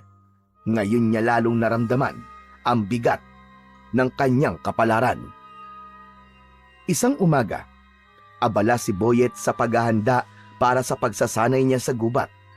Inilagay niya sa loob ng isang bag ang isang bote ng tubig at maliit na itak na palaging dala ni Lolo Efren tuwing pumupunta sila sa loob ng gubat. Habang sinusuri niya ang mutya ng punso na nakasabit sa kanyang leeg, ay biglang dumating si Balong. Boyet! Boyet! Buti nakita kita. Tara, maglaro tayo ng patintero. Kulang pa kami. Pasensya ka na, Balong ah. Hindi ako makakasama ngayon para maglaro eh. Ha? Bakit naman? May gagawin ka ba? Oo eh. May importante kasi akong gagawin. Pambira! Ano namang importante ang gagawin mo? Baka naman may tinatago ka na sa akin ha? Ang tagal ko na napapansin na hindi ka na nakikipaglaro sa amin eh. Hindi sumagot si Boyet dahil ayaw niyang ipaalam kay Balong ang tungkol sa mutya at sa kanyang pagsasanay. Alam mo Boyet, parang hindi mo na ako kaibigan. Lagi ka na lang may ginagawa eh. Hindi na tayo nakakapaglaro. Bago pa makasagot si Boyet, lumabas mula sa bahay si Lolo Efren. Balong! Umuwi ka na muna. Hindi mo na siya pwede maglaro ngayon at sa mga susunod na araw. Ganun po ba? Sige po Lolo Efren, pasensya na po kayo. Uuwi na po ako. Tumingin si Balong kay Boyet bago ito naglakad palayo. Nang wala na si Balong, ay lumapit si Lolo Efren kay Boyet. Boyet apo, hindi kita masasamahan ngayon sa gubat. Marami na namang may sakit dito sa lugar natin. Sigurado ako na marami na namang magpupunta dito sa bahay para magpagamot. Ayos lang po Lolo. Ako na lang po muna ang mag-isang magsasanay. O sige Boyet, mag-iingat ka. Hayaan mo, kapag maaga ako natapos sa panggagamot, ay susunod kagad ako sa ron. Tumango si Boyet at ipinagpatuloy niya ang paghahanda sa mga bagay na kailangan niyang dalhin sa gubat para sa kanyang pagsasanay.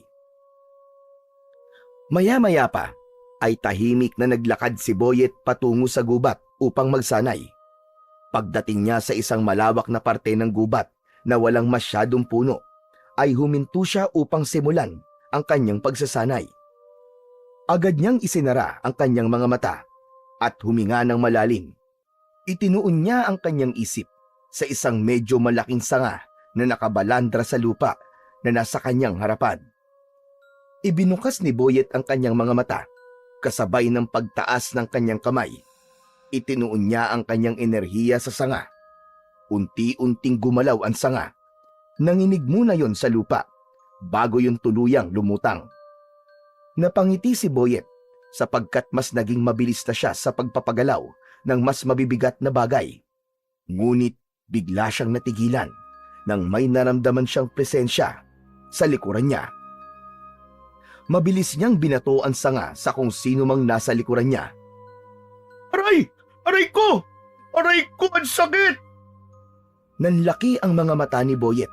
Agad siyang tumakbo papunta sa direksyon ng tinamaan niya at nakita niyang nakadapa sa lupa si Balong habang may nakadagan pang sanga sa likod. Nagmamadali niyang inalis ang sanga at tinulungang tumayo si Balong. Balong! Anong ginagawa mo rito? Aray! Sinundan kita malamang. Pero mas dapat yata ako magtanong yan sa'yo. Nakita kita, Boyet. Nakita kita. Ginamit mo ang isip mo para pagalawin yung sanga. Paano mo yung nagawa? May powers ka ba? Biglang kinabahan si Boyet sa tanong na yon ng kanyang kaibigan. Alam niya na walang dapat ibang makaalam ng tungkol sa mutya maliban sa kanila ni Lolo Efren. Ha? Teka, ano ba sinasabi mo? Namamalikbata ka lang siguro, Balong. Baka naman naiipan lang ng hangin yung sanga kaya gumalaw. Hindi mo ako maluloko. Hindi ako bulag, no? Kitang-kita ko kaya. Ikaw ang may kagagawan nun. Umamin ka na lang kasi. Kitang-kita na nga kita eh. Alam ni Boyet na wala na siyang ibang pagpipilian. Bumuntong hininga siya at seryosong tumingin sa kaibigan niyang si Balong. Ano ba naman yan? Nabuking na ako. Balong, huwag kang maingay ha. Oo, tama ka. Ako nga nagpagalaw sa sanga. May kapangyarihan na ako ngayon. Ha? Sinasabi ko na nga ba eh. Pero paano ka nagkaroon ng kapangyarihan? Hinawakan ni Boyet ang mutya sa kanyang leeg at marahang itinaas yun upang ipakita kay Balong. Ito ang mutya ng punso. Dahil dito, nagkaroon ako ng kakayahan na kontrolin ng ilang bagay gamit lang ang isip ko. Bukod doon, ay naging malakas din ako simula na mapunta sa akin to. Ano? Ibig sabihin parang may superpowers ka talaga? Superhero ka na? Ang astig yan, Boyet! Ang astig mo! Mabilis na tinakpan ni Boyet ang bibig ng kaibigan. Ano ba? Huwag kang maingay. Wala kang dapat pagsabihan nito, Balong ha. Kahit kanino, huwag mong sasabihin. Naiintindihan mo ba? Sikreto lang natin to. Ikaw, ako at si Lolo Efren lang ang nakakaalam nito. Maliwanag ba? Inalis agad ni Boyet ang kamay niya sa bibig ng kaibigang si Balong. Inamoy niya ang kamay niya at napangiwi siya. Walang ya, Balong. Nagtoothbrush ka ba? Ang bahaw ng bibig mo. Amoy sama ng loob. Kasi hindi ako nagtututbrush kapag walang pasok sa school eh. Pero pangako, wala talaga akong pagsasabihin ng sikreto natin. O sige, aasahan ko yan, Balong ha. Kapag ito nalaman ng iba talaga, wala akong ibang pagbibintangan kundi ikaw lang, Balong. Oo na. Sadali lang. Pero pwede ba kitang panoorin habang ginagamit mo yung mutya ng punso? O sige, pero diyan ka lang sa tabi ha at wala kang gagawing kalokohan. Oo. Basta, huwag mo lang din ako ulit babagsakan ng sanga ha. Ang sakit eh. Napangiti ng malapad si Balong. Lumayo ito kay Boyet at napailing na lang siya. Maya-maya pa ay bumalik na si Boyet sa kanyang pagsasanay habang pinanonood siya ni Balong na tuwang-tuwa sa kanyang kapangyarihan. Isang gabi, magkasamang naglalakad sina Boyet at Lolo Efren mula sa isang burol sa kabilang baryo.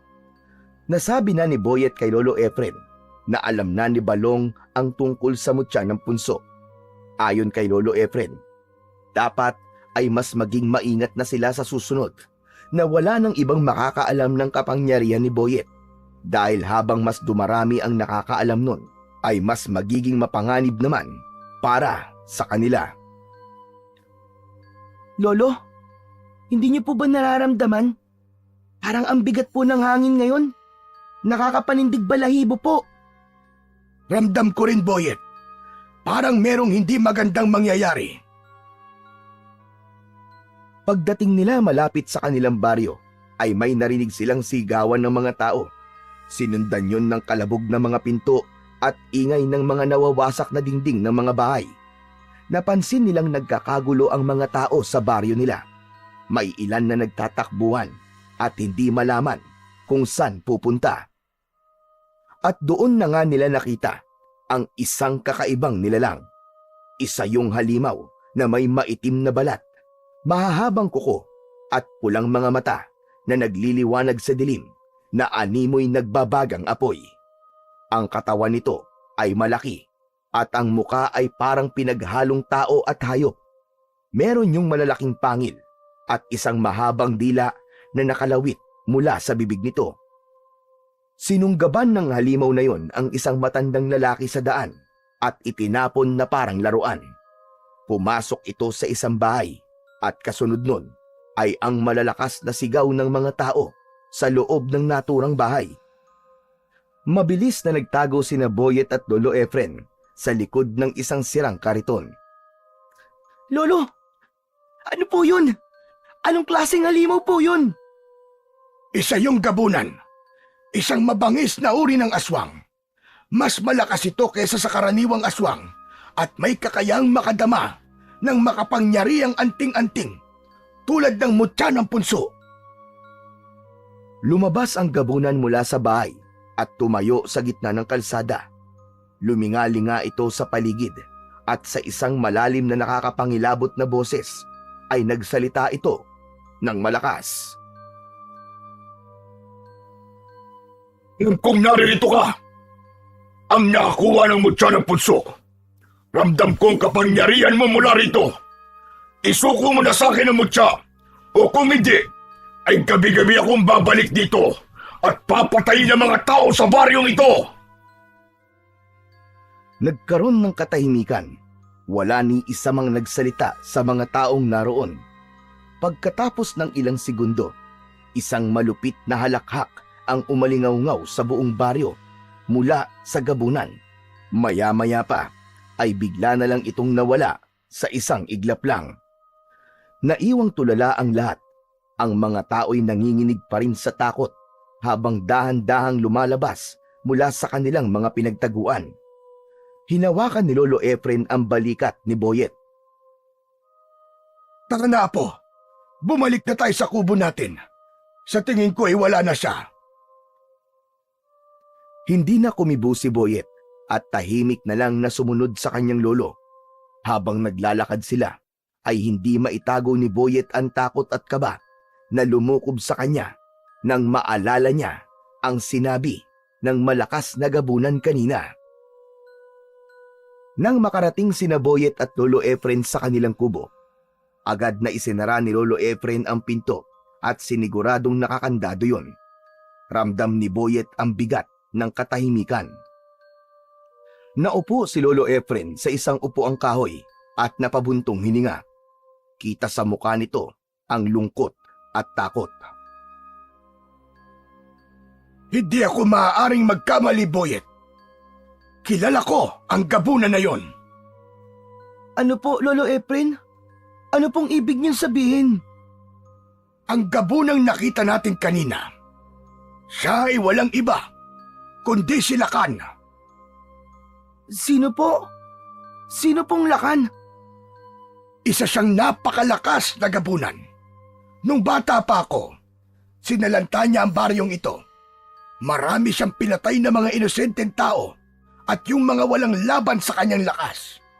Noon pa man, ay hinahanap na niya ang mutya ng punso dahil gusto niyang angkinin ang kapangyarihan nito.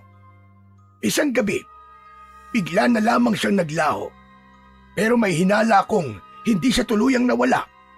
Nagkubli lamang siya at naghintay ng tamang panahon upang bumalik. Nung inalok sa akin ng isang diwendeng mutya ng punso, alam ko na kung tatanggapin ko yon, ay kailangan kong harapin si Lakan. Napakabata ko pa nun. Wala kong lakas ng loob na labanan siya, kaya pinili kong tumanggi. Kapwa natahimik sina Boyet at Lolo Efren. Maya-maya lang ay muling nagsalita si Boyet. Kung ganun, ibig sabihin, ako po ang kailangan lumaban sa kanya, Lolo. Ako po ang lalaban kay Lakan. Oo, tama ka, Boyet. At kahit ayaw mong harapin si Lakan, ay hahanapin ka pa rin niya dahil nasa iyo ang mutya. Hindi kanya titigilan hanggat hindi niya ito nakukuha mula sa iyo. Lolo, natatakot po ako. Natatakot ako sa kanya. Naiintindihan ko, Apo, pero kailangan mong lakasan ang iyong loob dahil walang ibang may kakayahang humarap kay Lakan, Apo, kundi ikaw lamang. Ikaw ang susi upang matuldukan na ang kanyang kasamaan.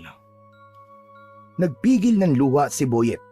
Sa loob-loob niya, gusto niyang tumakas. Gusto niyang bumalik sa dati niyang tahimik na buhay. Pero alam niyang hindi na yon mangyayari.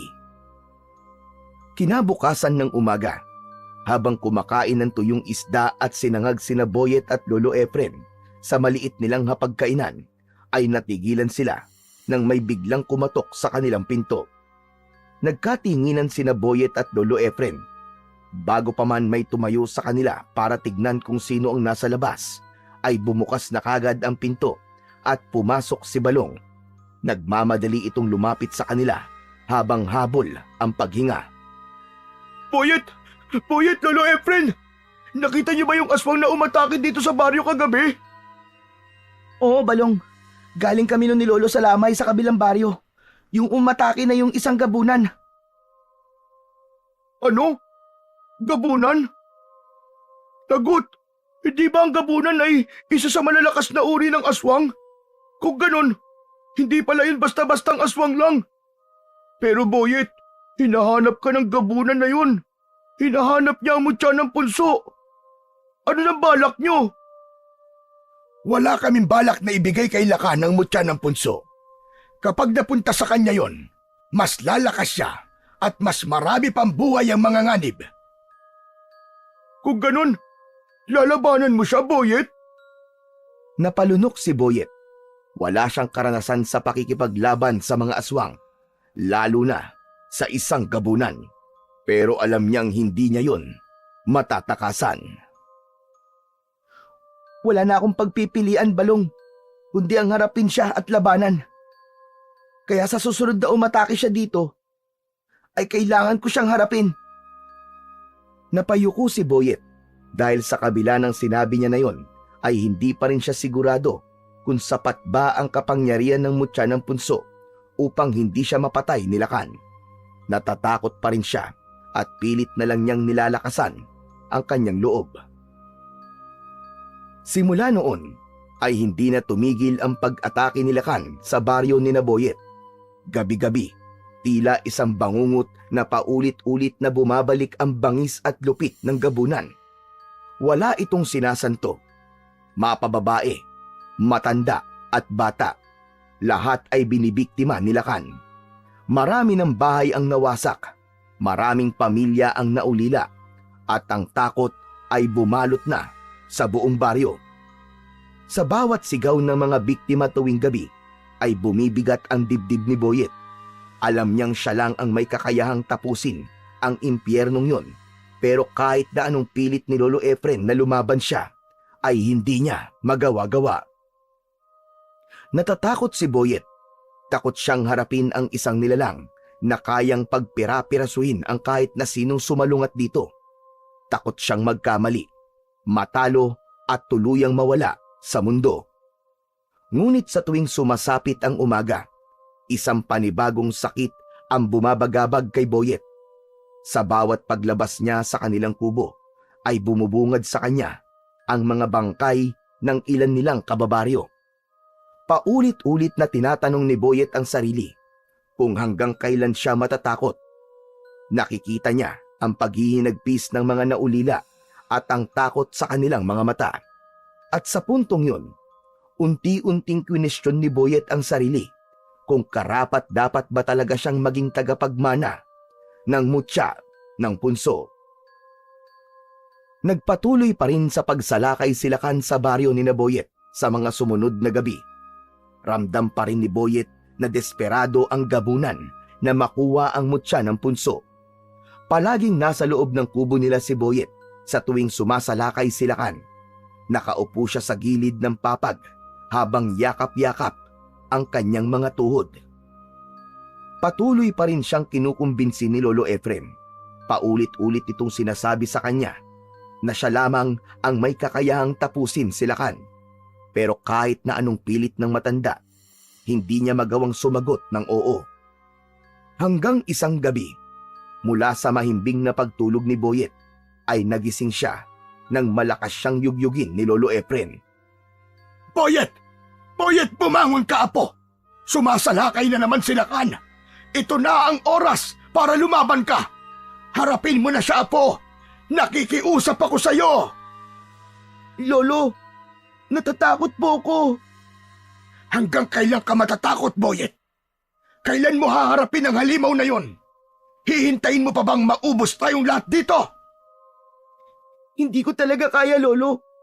Hindi po ako matapang. Hindi mo kailangan maging matapang, apo. Ang kailangan mo lang gawin ay maniwala sa iyong sarili. Pero paano po? Paano po kung hindi ko siya matalo? Kaya mo, Boyet. Kaya mo. May mutya ka ng punso. Hindi ito napunta sa'yo nang walang dahilan. Pero Lolo, Hinawakan ni Lolo Efren ang magkabila ang balikat ni Boyet at mariing tumingin sa kanya. Tignan mo ko sa mga mata, Boyet. Hindi ka ba naaawa sa mga kababaryo natin? Kaninang umaga lang, 3 bata ang natagpuan na wala ng buhay. Ilang pamilya pa ang kailangan mawala bago mo sabihin sa sarili mong kaya mo. hindi ko po alam, Lolo Efren. Hindi ko po alam. Naguguluhan po ako. Hindi mo alam o ayaw mo lang tanggapin, Boyet? Hindi mo ba naaalala ang sinabi ni Uyugan sa'yo? Pinili ka ng mutya dahil alam nitong kaya mong ipagtanggol ang baryo natin. Huwag mong sayangin ang tiwalang yon, Boyet. Paano kung hindi ko po kayanin, Lolo Efren? Paano kung ako naman po mapatay nila Kan? Paano po? Kung hindi mo susubukan, hindi mo malalaman. Mas malakas ang mutya mo kaysa sa kanya. Yan ang tandaan mo. Yan ang isaksak mo sa iyong puso't isipan. Napatingin si Boyet sa saig. Nagtalo ang isip at damdamin niya. Alam niyang tama si Lolo Efren, pero ang takot ay patuloy pa rin naghahari sa pagkatao niya. Sa labas ay mas lumakas ang sigawan ng mga tao. Kasunod nun ay ang malakas na sigaw ni Kan. Lumabas ka! Tagapagmana ng mutya! Alam kong nariyang ka lang! Huwag mo kong pagtaguan! Harapin mo ko! Tumalikod si Lolo Efren kay Boyet. Nagtungo ito sa kusina at kinuha ang lumang itak na nakasabit sa dingding. Hindi ito nagdalawang isip na naglakad patungo sa pinto. Mabilis na sumunod si Boyet sa lolo niya. Lolo! Lolo, anong gagawin niyo? Huminto si Lolo Efren sa may pintuan at nilingon siya. Sawa na ako, Boyet. Sawa na ako magtago. Panahon na para lumaban. Pero Lolo, baka kung ano po mangyari sa inyo. Dito na lang po kayo. Mas ligtas pa po tayo rito, Lolo. Huwag ka pong lumabas. Huwag niyo po siyang labanan. Mas mabuti nang mamatay akong lumalaban kesa sa mamatay akong takot. Pilit pa rin hinahawakan ni Boyet ang kanyang lolo, pero nagawa nitong makawala. Wala na siyang nagawa kundi ang panoorin ito habang papalayo sa kanilang kubo, habang hawak ang matalas na itak. Napakagat sa labi si Boyet. Nagkaroon siya ng pagdadalawang isip kung susundan ba niya si Lolo Efren o mananatili siya sa loob ng kubo nila. Sumilip siya sa nakabukas na pinto at nakita niyang hindi lang si Lolo Efren ang lumaban. Nakita niya ang ibang kalalakihan sa baryo nila na may dalang sibat, itak at kung ano-ano pang sandata. Nagulat si Boyet nang bigla siyang may narinig na tinig mula sa kanyang likuran. Napalingon si Boyet at nakita niya si Uyugan na nakatayo sa ibabaw ng lamesa at umiiling. Wala. Nakakapanghinayang. Mabuti pa sila, Boyet. Kahit wala silang mutya ng punso, ay may lakas loob silang lumaban. Patawad! Patawad! Patawarin mo ko, Uyugan! Nanginig ang boses ni Boyet at naramdaman niyang may mga luhang bumagsak mula sa kanyang mga mata. Hindi ako nararapat para sa mutya. Mas mabuti pang ibigay mo na lang ito sa iba. Sa mas malakas at sa mas matapang. Hindi ito para sa akin. Wala nang mas iba pang karapat-dapat kundi ikaw lang, Boyet. Mismong ang mutyala ng punso ang pumili sa'yo. Hindi mo ito hiningi, ngunit ikaw ang napili. Pero, paano? Paano kung hindi ko kaya? Paano kung mabigo ako? Pero paano din pala kung kaya mo?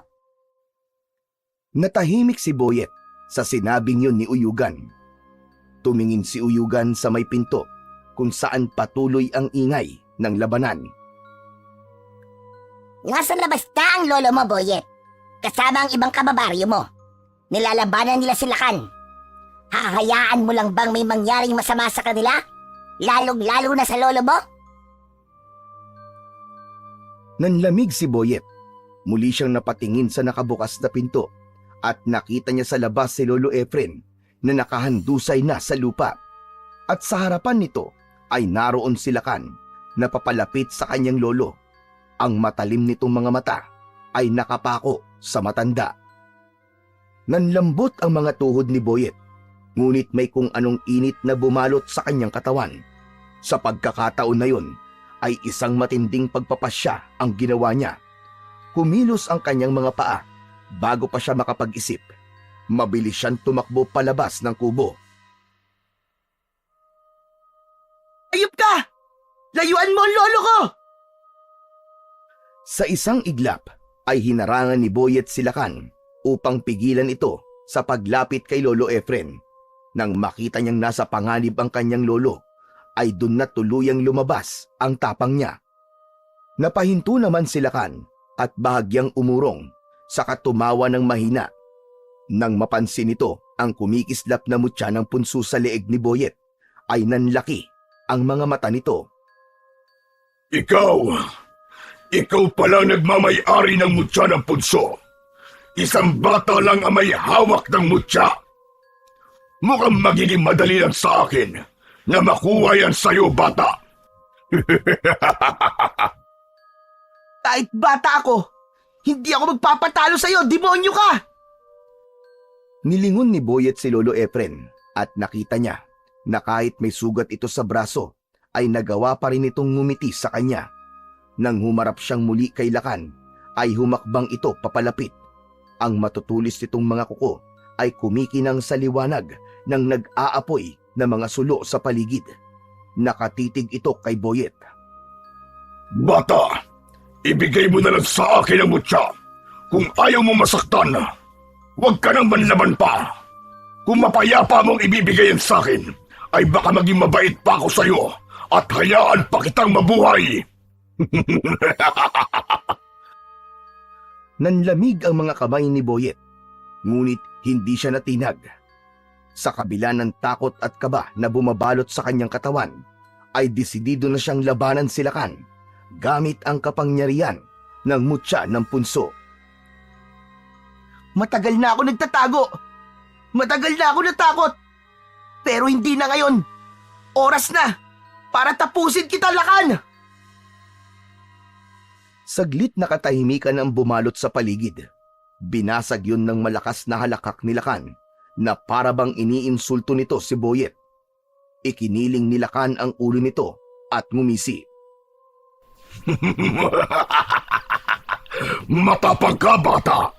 Tignan natin kung hanggang saan ang tapang mo! Sa isang iglap, mabilis na sumugod si Lakan kay Boyet at nagsimula na ang kanilang laban. Mabalasik ang pagsugod ni Lakan. Ang matatalim nitong mga kuko ay nakahandang sumaksak sa katawan ni Boyet. Sa isang iglap, lumipad ang kamao ni Lakan, ngunit bago pa yun tumama sa mukha ni Boyet, ay sinalo niya yun gamit ang kanyang kamay. Mahigpit na hinawakan ni Boyet ang kamao ni Lakan habang naramdaman niya ang lakas at kapangyarihan na dumadaloy sa buo niyang katawan. Mariin niyang pinisil ang kamao ni Lakan hanggang sa narinig niya ang pagkadurog ng mga buto nito. Malakas na napasigaw si Lakan nang dahil sa labis na sakit at agad nitong binawi ang kanyang kamao. Mabilis itong umatras habang hawak ang nasaktan na kamay. Nag-aapoy sa galit ang mga mata ni Lakan habang nakatitig kay Boyet. Ngumisi si Boyet at tumingin siya sa paligid. Nakita niya ang mga bato. Itinaas niya ang kanyang kamay at biglang nagsimulang gumalaw ang mga bato sa kanyang paligid. Ang mga bato sa lupa ay lumutang sa hangin at umikot sa paligid ni Boyet na tila may sariling buhay ang mga yon. Ikinumpas niya ang kanyang kamay at lumipad ang mga bato patungo kay Lakan. Napaatras ang gabunan habang iniiwasan ang sunod-sunod na hampas ng lumulutang na mga bato. Ngunit isang may kalakihang bato ang tumama sa mukha niya na kaagad niyang ikinabagsak sa lupa. Isang sulunang apoy ang mabilis na pinalipad ni Boyet patungo kay Lakan at tumama yon sa mukha nito. Napasigaw ang gabunan habang pilit na inaapula ang apoy na tumupok sa mukha niya. Nang mawala na ang apoy, ay mas naging matalim ang tingin nito kay Boyet. Hindi nagpadaig si Boyet sa titig na yon. Sumugod siya kagad kay Lakan. Sinalubong naman siya ni Lakan at sa kanilang pagsasalpok ay hindi naiwasan ni Boyet ang matatalas na kuko ni Lakan nang bumaon yun sa kanyang tiyan. Napasigaw si Boyet sa sakit at agad siyang napaupo sa lupa habang mahigpit na hawak ang sugat. Ramdam niya ang init ng kanyang dugo na dumaloy mula sa kanyang tiyan. Nanginig ang kanyang katawan at unti-unting bumibigat ang kanyang paghinga. Mabagal na lumapit si Lakan habang isang mapanuksong ngiti ang nakapinta sa mukha nito. Tama na ang paglalaro. Tapos na ang laban, bata. Huwag ka na magpumilit pa. Dahil hindi mananalo kagaya mo sa akin. Ibigay mo na lang ang mutya at baka maisipan ko pang buhayin ka. Napakagat ng labi si Boyet at saglit siyang nawalan ng pag-asa. Napatingin siya sa paligid hanggang sa may nakita siya sa gilid ng kalsada. Napansin niya ang isang malaking troso na naroon. Huminga siya ng malalim nang isang ideya ang pumasok sa kanyang isipan. Sa pamamagitan ng kanyang isip, unti-unting gumalaw ang malaking troso. Nagpanggap siyang nangihina at sumusuko na kay Lakan. Makangalakan, wala talaga akong laban sa'yo. Isusuko ko na sa'yo ang mutya. Pero mangako kang hindi mo ako papatayin.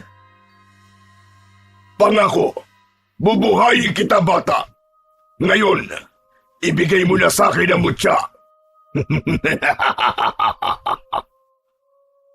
Lalo pang lumapad ang ngiti ni Lakan habang dahan-dahan itong lumapit kay Boyet. Biglang lumipad ang malaking troso sa ere at eksaktong tinamaan nun si Lakan sa tagiliran na naging dahilan upang tumilapon ito sa malayo. Bago pa makabangon si Lakan, ay mabilis na tumayo si Boyet. Muli niyang itinaas ang kanyang mga kamay. Gamit ang kapangyarihan ng mutya ng punso, ay pinagalaw niya ang mga sibat at itak ng mga sugatang kalalakihan. Isa-isa yung lumutang sa ere. Itinutok niya ang kanyang kamay kay Lakan, naduguan at hindi na makagalaw sa lupa. Ikaw ang dapat sumuko, Lakan! Demonyo ka! Hindi mo kailanman makukuha ang mutya ng punso! Mabilis na pinalipad ni Boyet ng sabay-sabay ang mga itak at sibat patungo kay Lakan. Magkakasabay na tumusok ang mga yon sa iba't ibang parte ng katawan ng aswang. Napapikit si Boyet sa nakakabingin sigaw ni Lakan. Nang dumilat siya, ay nakita niya si Lakan na nanginginig at unti-unti nang nauubusan ng buhay. Mabagal siyang lumapit kay Lakan at huminto siya sa paanan nito. Kahit kailan, ay hindi ko isusuko ang mutya sa tulad mong uhaw sa kapangyarihan. At kahit kailan, walang masama ang mananalo sa kabutihan.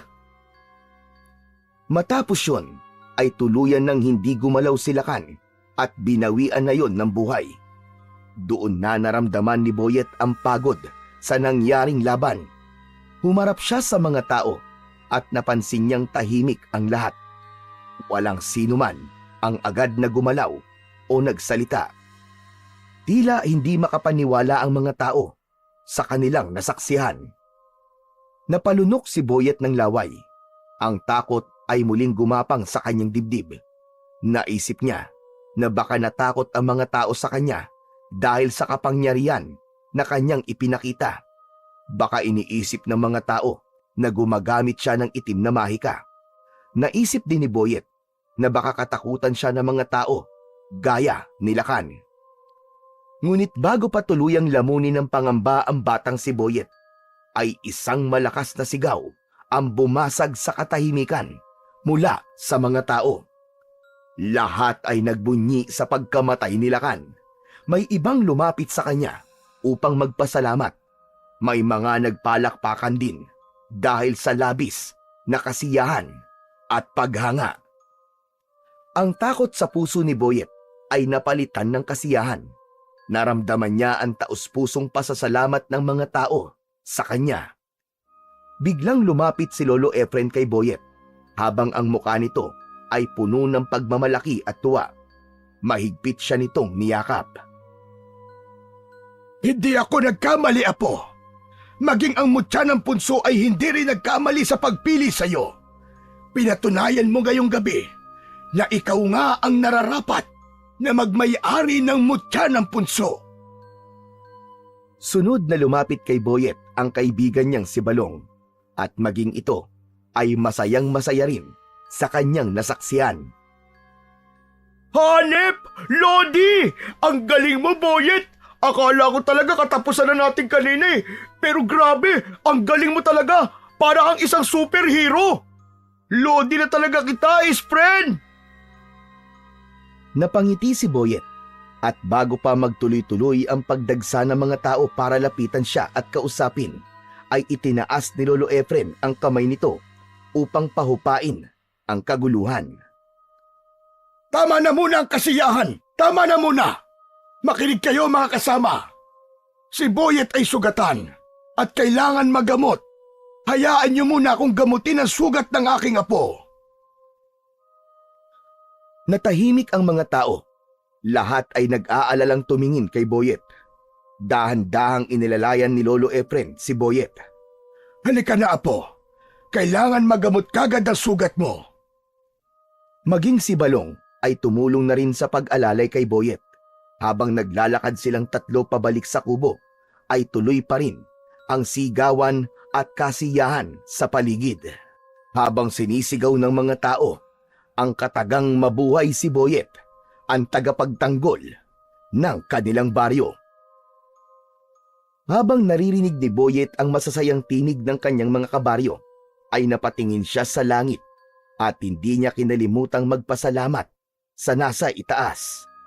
Sa kabila ng sakit ng kanyang sugat at ng pagod ng kanyang katawan, ay punong-puno ang kanyang puso ng kasiyahan dahil sa wakas ay malaya na ang baryo nila kay Lakan at nagawa niya ring durugin ang takot sa kanyang puso. Nang makarating sila sa kanilang kubo, ay pinauwi na muna ni Lolo Efren si Balong. Agad namang sumunod si Balong kahit halatang gusto pa nitong makausap ang kaibigang si Boyet. Nang makapasok na sila sa loob ng kubo, ay naupo si Boyet sa papag, habang si Lolo Efren naman ay kumuha ng mga kailangan nito para gamutin ang sugat ng apong si Boyet. Maya-maya pa ay bumalik na si Lolo Efren. Sige na, Apo. Hubarin mo ang damit mo para malinis ko ang sugat mo. Sumunod si Boyet. Nakita niya ang lalim ng kalmot ni Lakan sa kanyang tiyan. Umupo si Lolo Efren sa tabi niya at maingat nitong nilinisan ang sugat niya. Aray, aray! Aray, ang hapdi po, Lolo! Tiisin mo lang, Apo. Mas mabuti na masaktan ka ngayon kaysa magkaroon ito ng impeksyon. Pero alam mo ba, Boyet? Sobra kitang ipinagmamalaki.